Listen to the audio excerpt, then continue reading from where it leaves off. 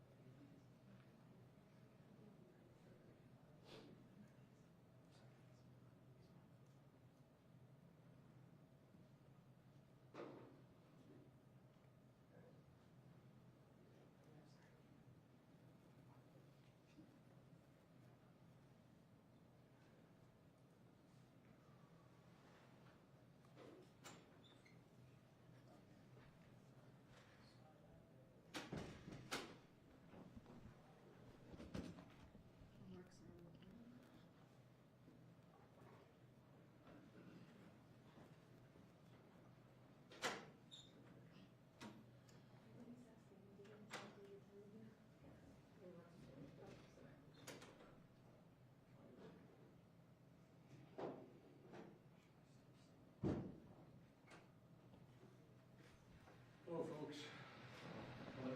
Sorry to keep you waiting. I was waiting to talk to the last member of the delegation in the region. Good afternoon. Before I leave for North Carolina, which I'm going to do in a few minutes, I want to speak briefly about the terrible incident and accident that happened in Baltimore this morning. At about 1:30, a container ship struck the Francis Scott Key Bridge, which I've been over many, many times commuting from the state of Delaware either on a train or by car. I've been in Baltimore Harbor many times. And the bridge collapsed, sending several people in vehicles into the water, into the river. And multiple U.S. Coast Guard units, which are stationed very nearby, thank God, were immediately deployed along with local emergency personnel. And the Coast Guard is leading the response to the port, where representatives from the Federal Highway Administration, the FBI, the Department of Transportation, the Army Corps of Engineers, as well as Maryland officials and Baltimore Police and Fire, are all working together to coordinate an emergency response. Officials at the scene estimate 8 people were unaccounted for still. Not still, were unaccounted for. That number might change. 2 have been rescued, 1 without injury, 1 in critical condition. And the search and rescue operation is continuing for all those remaining as we speak. I spoke with Governor Moore this morning, as well as the Mayor of Baltimore, the county executive, both United States senators and the congressman. And my Secretary of Transportation is on the scene. I told them we're going to send all the federal resources they need as we respond to this emergency. And I mean all the federal resources. And we're going to rebuild that port together. Everything so far indicates that this was a terrible accident.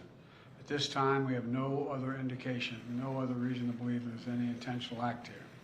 Personnel on board the ship were able to alert the Maryland Department of Transportation that they had lost control of their vessel, as you all know and reported. As a result, local authorities were able to close the bridge to traffic before the bridge was struck, which undoubtedly saved lives.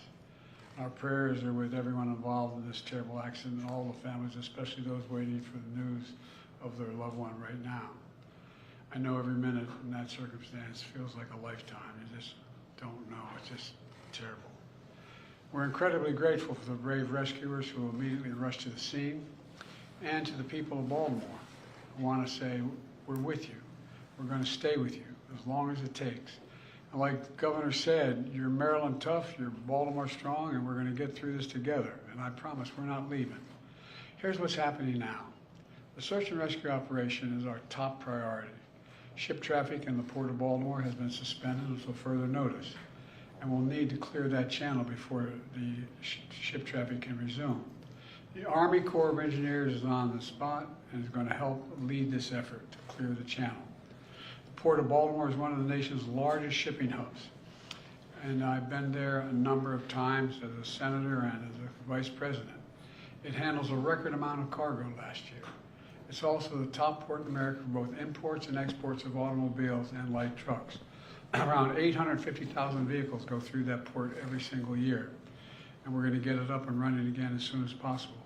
15,000 jobs depend on that port, and we're going to do everything we can to protect those jobs and help those workers. The bridge is also critical for travel, not just for Baltimore, but for the Northeast Corridor. Over 30,000 vehicles cross the Francis Scott Key Bridge on a daily basis. It's virtually, it's one of the most important elements for the economy in the Northeast and the quality of life. My transportation secretary is there now. As I told Governor Moore, I've directed my team to move heaven and earth to reopen the port and rebuild the bridge as soon as humanly possible. And we're going to work hand in hand with the support of Maryland to support Maryland whatever they ask for.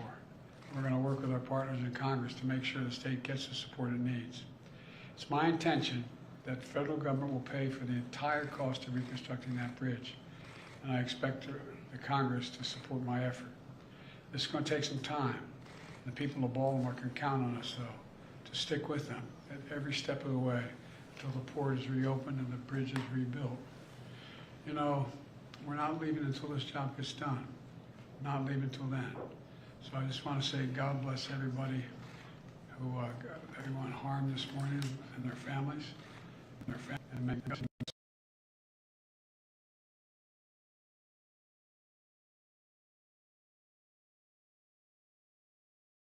issues that are open, and we've got to determine what's going to happen in terms of the rescue mission and the like. But Do you plan to go to Baltimore, sir? And if so, how quickly?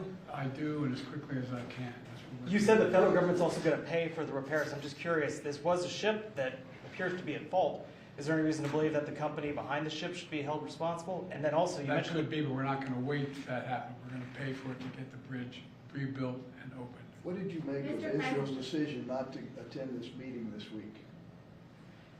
Oh, I don't want to get into that. I have plenty of time to talk about Rob. You mentioned the port. Can I ask about cars? About the port. Thanks for